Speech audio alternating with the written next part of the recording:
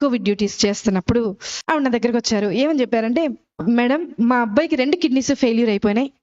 ఆ 2 కిడ్నీస్ ట్రీట్మెంట్కి ఎక్కడికి వెళ్ళినా సరే అందరూ కోవిడ్ ట్రీట్మెంటే చేస్తున్నారు, కానీ మా అబ్బాయికి ట్రీట్మెంట్ చేయట్లేదు. మరి ఏదో ఒక విధంగా మీరు కొంచెం సిఫార్సు చేస్తే, మీ పై అధికారికి సిఫార్సు చేస్తే మా అబ్బాయిని అడ్మిట్ చేసుకుని, బెడ్స్ ఖాళీ లేవు. 2 కిడ్నీస్ ఫెయిల్యూర్ అయిపోయిన పేషెంట్ని అడ్మిట్ చేసుకుని అక్కడ పెట్టుకుని ఎలా చేస్తారు? చేయలేని పరిస్థితి. నేను అంటాను, ఒకసారి డాక్టర్ గారిని అడిగి చూస్తానమ్మా అన్న. డాక్టర్ గారిని అడిగితే డాక్టర్ గారు అన్నారు, 2 కిడ్నీల ట్రీట్మెంట్ ప్రస్తుతానికి మనం స్టార్ట్ చేయాలి అని అన్న బేసిక్గా ఒక రోజుకి 24 గంటలకి 1.5 లక్షల రూపాయలు అవుతాయి. కార్పొరేట్ హాస్పిటల్ అది. మరి వాళ్ళు కడతారా? నేను ఆవిడ దగ్గరికి వచ్చి అడిగాను. ఆవిడ ఈ బైబిల్ చూపించి అందే, అమ్మా నాకు వెనక ముందు ఎవ్వరు లేరు, నా దేవుడే నా దిక్కు, నేను ఎక్కడికి వెళ్ళి వెతకలేను, అడగలేను, దేవుడిని పట్టుకుని చెప్తున్నానమ్మా, 24 గంటల టైం ఇవ్వు, రేపటి లోపల కట్టేస్తాను. మీరు ఎక్కడైనా చూసారా హాస్పిటల్లో డబ్బులు కట్టకుండా ముందు జాయిన్ చేసుకునే వాళ్ళు ఎవరైనా చూసారా? ఆవిడ రిక్వెస్ట్ మేరకు పై డాక్టర్తో రిక్వెస్ట్ చేస్తే జాయిన్ చేసుకున్నాం. సరే, ట్రీట్మెంట్ జరుగుతూ ఉంది. చూస్తూ ఉన్నా, మొదటి గంట చూసా ఆవిడ ఏం చేస్తుంది, ఎవరికైనా మెసేజ్లు పెడుతుందా, ఎవరికన్నా వాట్సాప్లో మెసేజ్ పెట్టి డబ్బులు ఏమన్నా డొనేషన్ లాగా గ్యాదర్ చేస్తేమో. మధ్యాహ్నం 11:30కు ఆ సమయంలో అడ్మిట్ చేశాం. 12:30 అవ్వింది. అందరినీ అడిగా, ఆవిడ ఉన్నారు కదా, ఆవిడ ఏం తిన్నారో ఒకసారి అడుగుతారంటే మా నర్సులు అందరూ అన్నారు, మేడం ఆవిడ మోకరించింది, ప్రార్థన చేస్తుంది, అసలు మేము వెళ్తున్నా పక్కకి తప్పుకోవట్లేదు మేడం, మేము అలాగే ట్రీట్మెంట్ చేసి వచ్చేస్తున్నాం అన్నారు. సరే, ఆవిడని డిస్టర్బ్ చేయద్దు. మధ్యాహ్నం 1:30 అయింది, చూశాను ప్రార్థన చేస్తుంది. సాయంత్రం 4:30 అయింది, చూశాను ప్రార్థన చేస్తుంది. రాత్రి 6:30 అయింది, చూశాను ప్రార్థన చేస్తుంది. రాత్రి 9:30 అయింది, చూశాను ప్రార్థన చేస్తుంది. రాత్రి 11:30 అయింది. అంటే ఆవిడ మోకరించి 12 గంటలు అవుతుంది, ప్రార్థన చేస్తుంది. 1:30 రాత్రి, 1:30 అర్ధరాత్రి ప్రార్థన.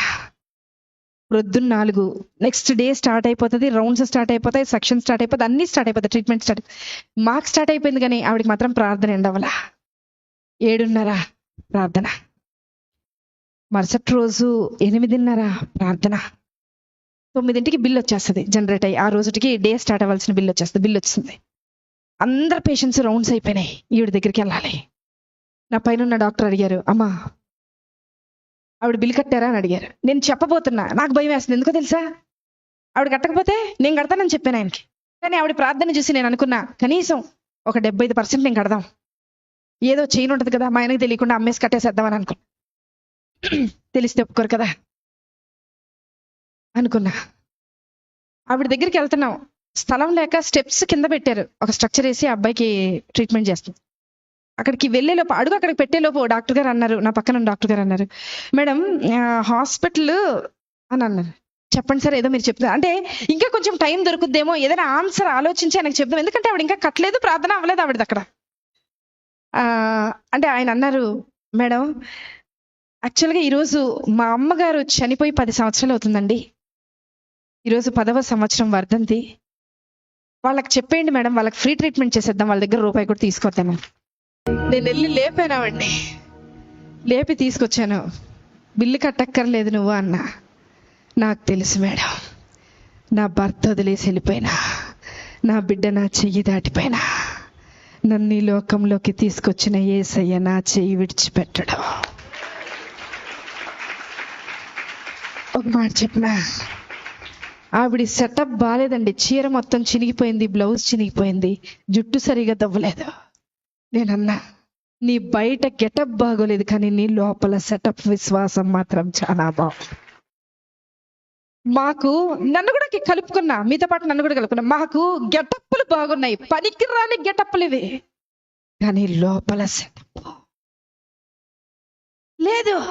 బయకి గెటప్ బాగుంది, ఏ ఉపయోగం? ఎక్కడ ఎత్తుకుతున్నారు ఈరోజు?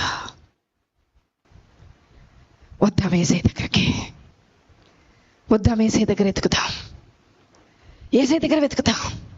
ఆవిడలాగా 24 గంటల ప్రార్థన నేను ప్రారంభించమని చెప్పట్లా, ఆవిడలాగా 10 గంటలు చేయమని చెప్పట్లా. విసుకక్క ఆయన సన్నిధిని వెతుకుతూ ఉందాం, విసుకక్క వెతుకుతాం, మళ్ళీ మళ్ళీ వెతుకుతాం. ఖచ్చితంగా నిశ్చయముగా ఆయన నీ పక్షాన కార్యము జరిగించును గాక. ఆమేన్.